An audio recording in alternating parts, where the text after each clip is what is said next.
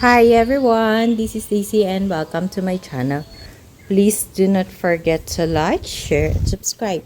For today, I'm here in my garage area, so there are some pots of succulents that I have brought down from my veranda area. We have here the Chloe, the hakuhou, the purple haze, the ghosty, and our hobbit ears, and I have prepared the pots. It's actually used pots we filled up with our soil mix.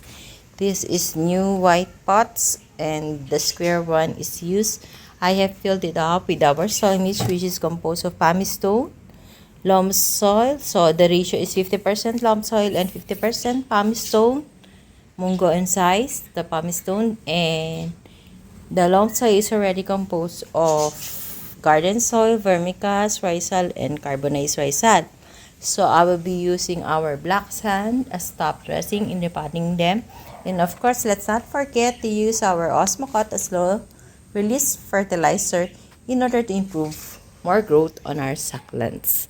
So for today, we are going to repot these succulents because they have been potted in their pots for more than 6 months, and I think they are not really growing well on their pot already, and some have outgrown their pot.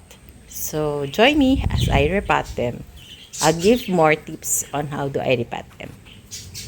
So first, let me fix the table because it's full, so we cannot move because it's already full.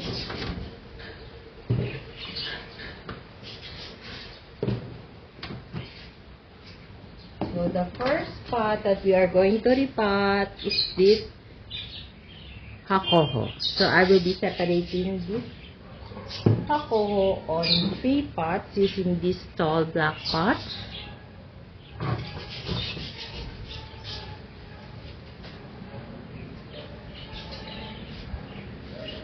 So first, let's uproot this hakuhou, so we can clean up and check the roots if there are.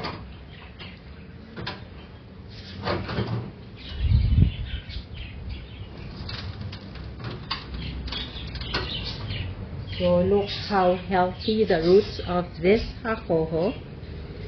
So this is the first part, the first one.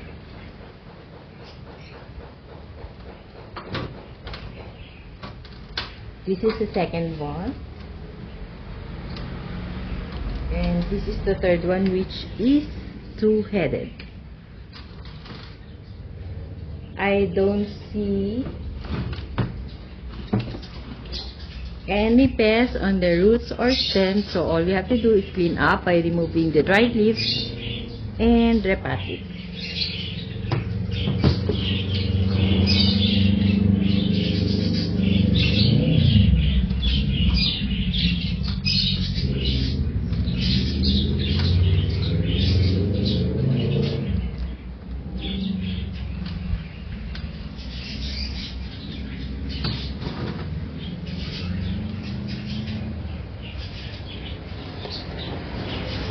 So I will be putting a little amount of Osmocote to improve more growth.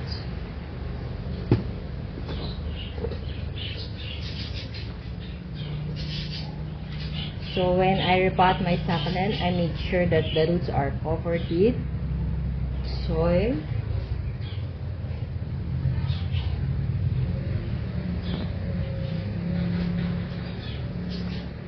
So we just have to add soil mix gradually on the pot. So by the way, when I do repotting, I don't use moist or wet soil.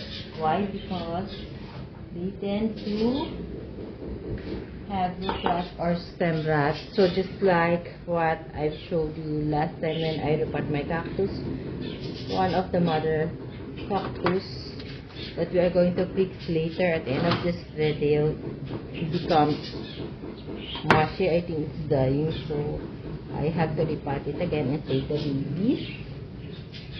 But let's pot first our hakuhou or the succulents. So what I did is to make sure that the potting mix of the succulents is dry. What I did is I kept them from the veranda area. So this is an example of a leaf that I got, so we can do leaf propagation. So it should be a clean cup. So for the top dressing, I will be using black sand.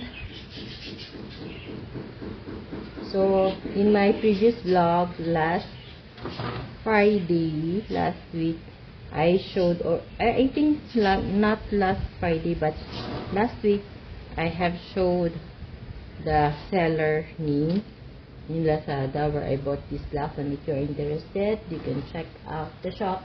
So it's not a sponsored one. So this is how it looks like. So we have repotted one.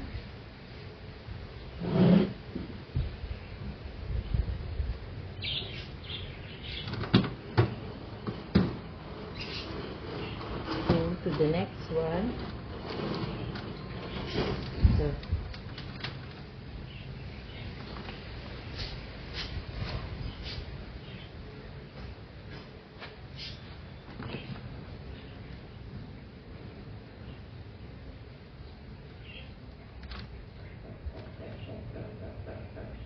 So if you can see, it's a twin head. Actually, we have the option to cut it. So I'm thinking if I would cut it or not. So I don't like to cut it for now. So let's put osmocote first. Let's put this leaf first as propagation, and put a little bit of osmocote on the pot. So I'm going to put it like that. And let's add some gradually.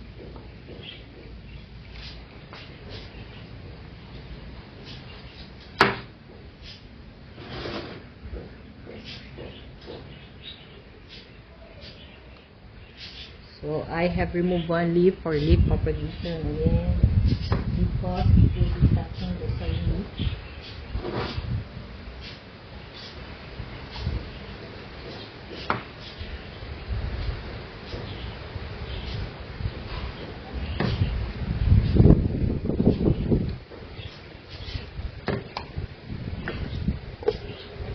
So let's put this leaf on the other side. So let's stop dress it with black sand. So this black sand, whenever it rains or it gets wet, when I water the succulent spot, it dries up quickly. So if the leaf is ever the leaf of the succulent is touching the topsoil-most part of succulent, it usually doesn't get really mushy because the sand really dries up quickly. That's why I also like this sand.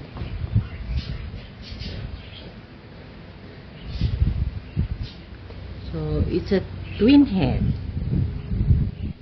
So we're done with the second pot.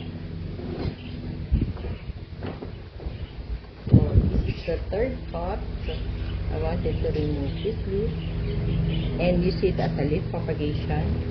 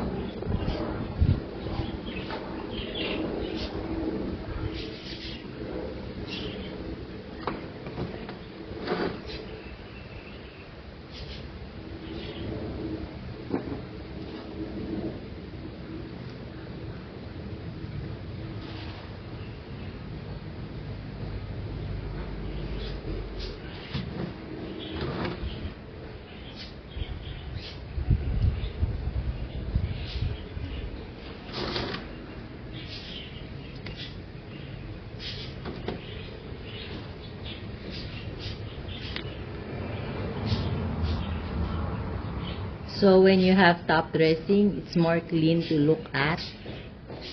So we're done potting our 3 heads of hakuhou. So now it's time for us to repot our chloe. So chloe is one of my favorite succulents because it has a unique color. The shape is rounded. It looks like a flower. So we have to clean up first.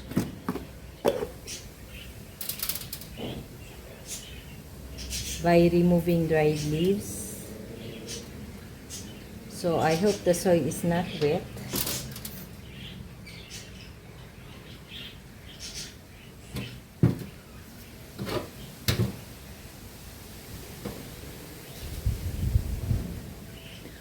I'll be using this tool to pull out or to loosen the soil of this chloe.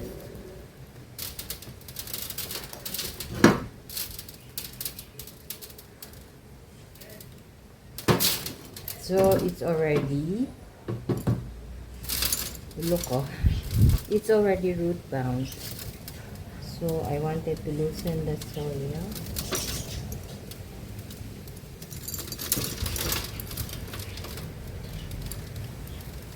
So chloe is also one of the succulents that I can suggest for beginners because it's not really hard to take care. It gives lots of offset when you cut its stem. So soon you will have a large pot of this chloe. Okay. So these stems have an aerial roots already, so I'm planning to cut this one, but let's repot first and see. So this is the pot. It's a used pot from the hakuhou. Then let's put osmocote on the soil mix and add. Yeah. Let's just mix the soil.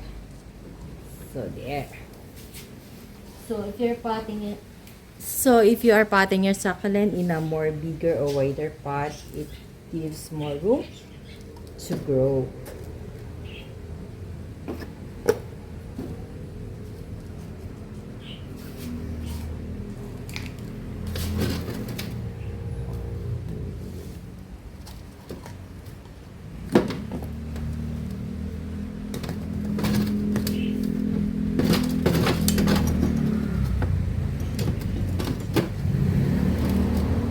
So I think we don't have to cut this stem because it's fine when I repotted it.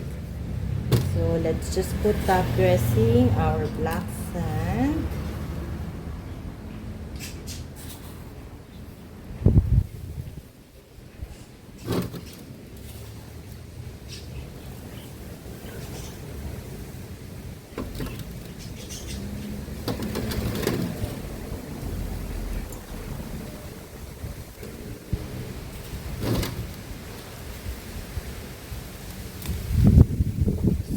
We're done repotting our chloe. It's look nice on this pot.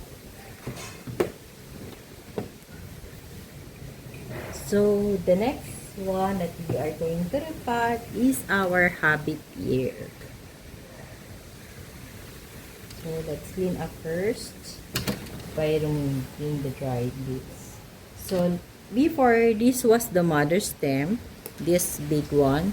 So it has lots of offset around. So it has thick farina. So sometimes I'm wondering if that whiting is a pest or not. But it's growing naman. So I think it's not a pest. It's just the farina. So let's start repotting it.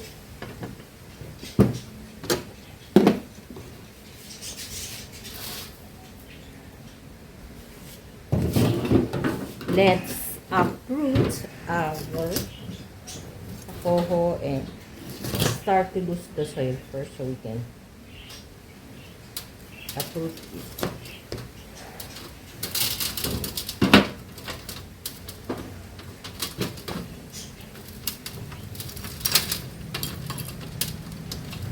I want to loosen some soil so that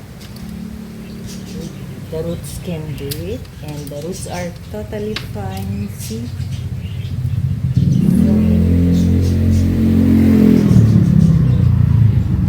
I'm going going to pot it in a more wider pot, a wide pot. I have to add more soy mix.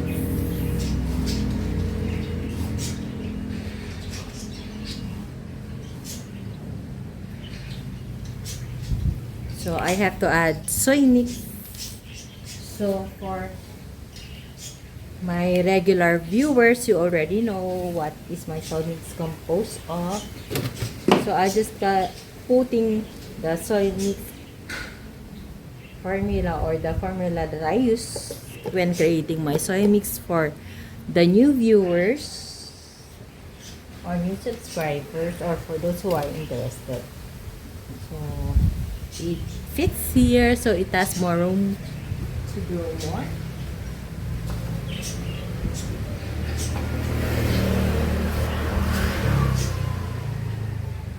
You just have to add soy mix gradually around the pot or around the succulents.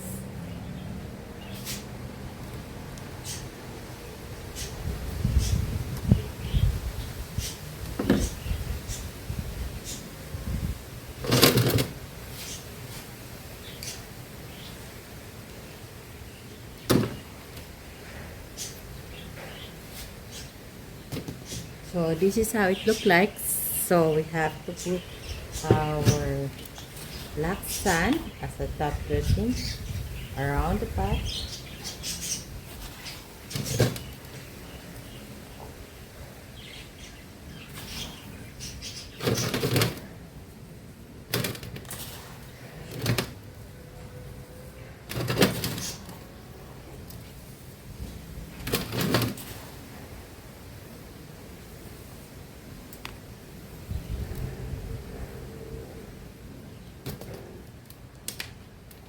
So here it is. Ta-da!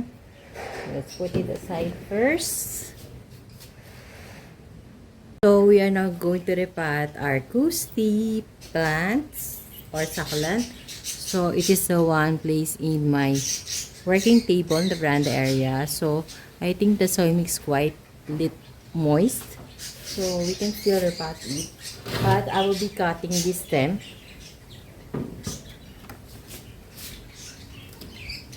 And remove some leaves for the propagation.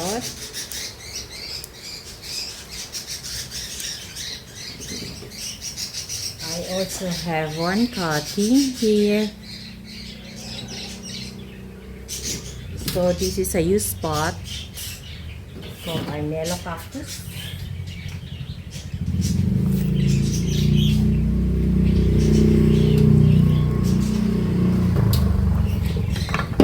Let's put Osmocot as a low release fertilizer.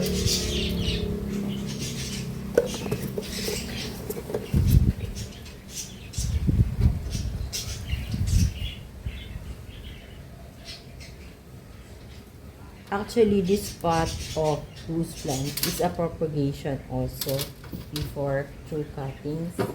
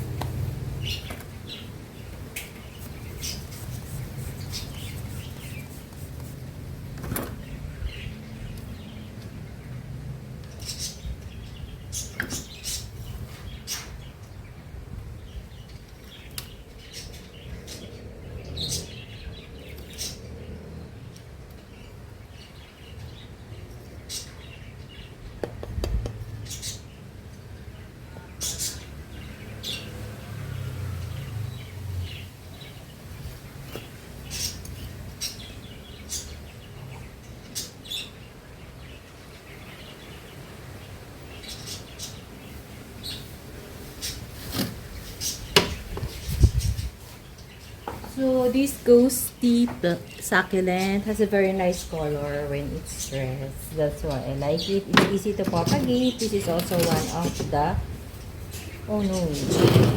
one of the succulents that I can recommend to beginners.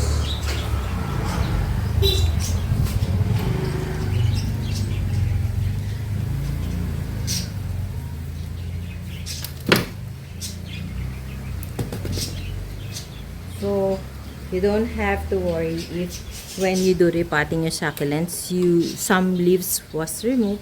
You can use it as leaf propagation.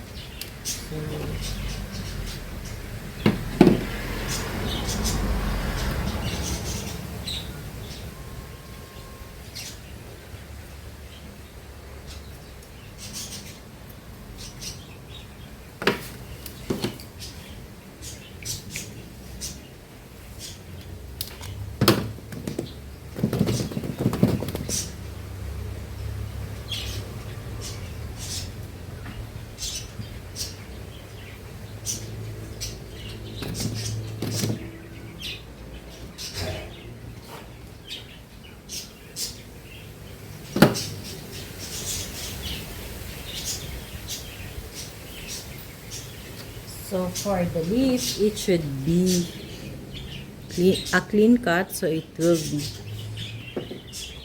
a higher chance of giving an offset will be, or it will have a successful rate of giving you an offset. It should be clean cut, so just put it on top of the same. So for this pot, I will not be putting top dressing because it's a large pot. It will consume lots of black sand. So I'm also trying to save this one for the small pots only, our top dressing. So this is the last pot that we are going to repot, but I want to repot first the cactus that we have repotted last week. So look, it turns into black, so there's a problem with the mother plant. So if you could remember, when I repotted, one of the babies was already mushy, or I think it has something on it, fungus, or I don't know. So what we can do is to get the babies and repot it.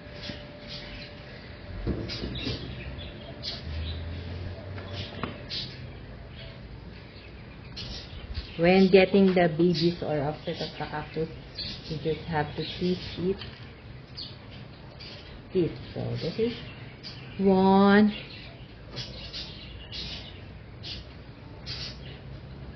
2. So there's another baby, just black and mushy. 3, 4, 5, 2, 5. Oh no.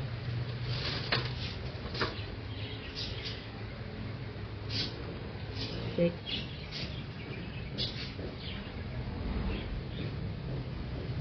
7. So for the mother plant, I think it will not survive because it's really soft already. So I just have to throw this one.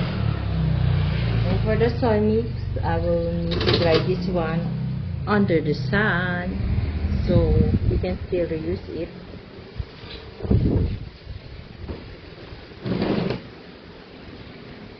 So it's so sad. So this is the common problem that I encounter. So anyway, I think the cactus had problems already before I repotted. I will be using this white pot to repot the baby.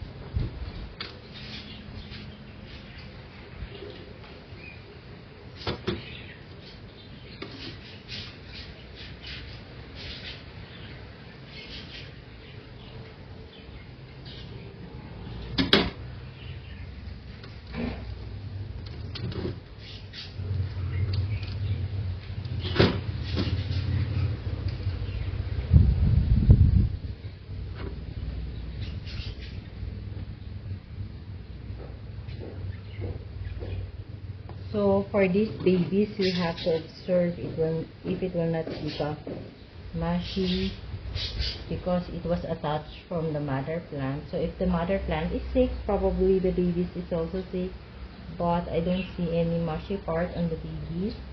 So let's just hope that they can survive. So it was really heartbreaking to see my mother plant of cactus turn into black, where we tried to repot it to save it, but we were not able to save it. So let's just put black sand. Stop piercing.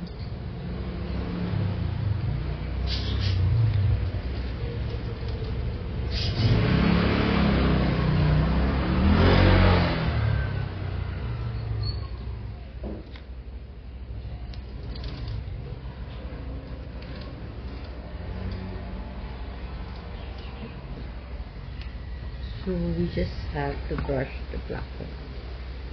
So eventually it will be gone. So there. So now we can repot these. But first we have to, I wanted to cut some of the stems like this.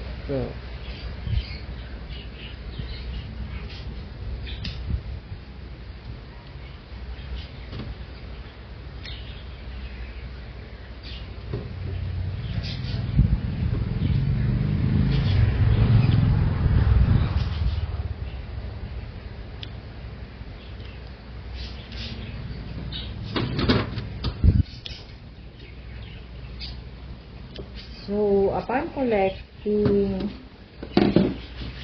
or cutting the stems, I think I will not uproot this one and save this part, because look how many cuttings I need. So we can pot it in a separate pot. I will be using this white pot. So let's spray alcohol on the stem first. So for those who are wondering what I'm spraying, it's an isopropyl alcohol to make the stem cuttings or the stem that we cut dry out completely and disinfect it at the same time.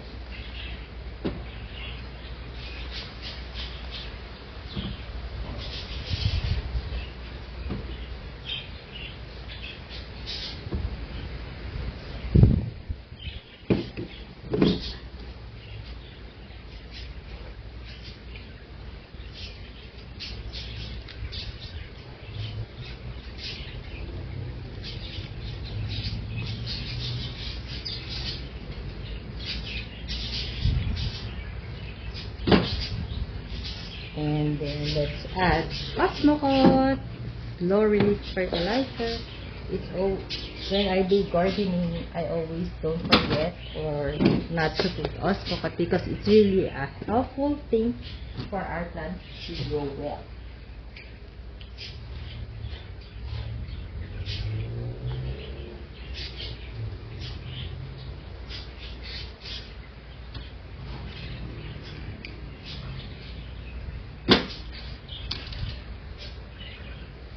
We can put also top dressing already, because what we are going to pot is cuttings.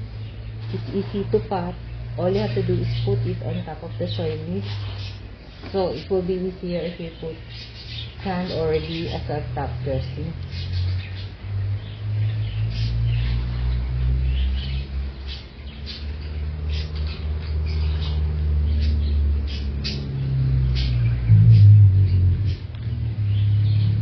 So this is our cuttings of our purple haze.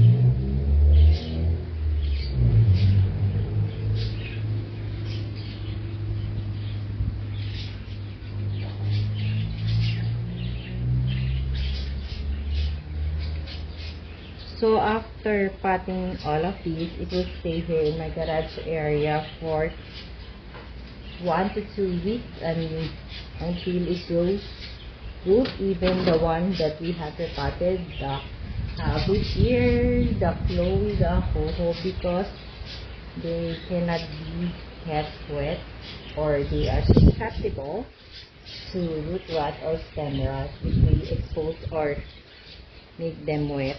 So look at the cuttings that we have got. It makes this pot very full already. So this is the best way to propagate the succulent is through cutting. So we're finally done potting or repotting and propagating our succulents.